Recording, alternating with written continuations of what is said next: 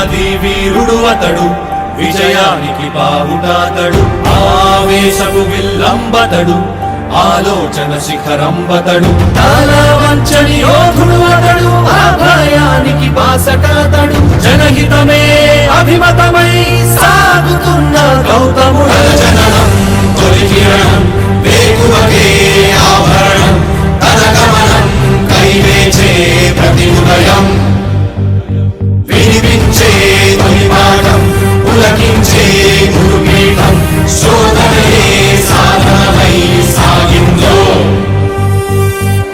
కనివిని ఎరుగని పంత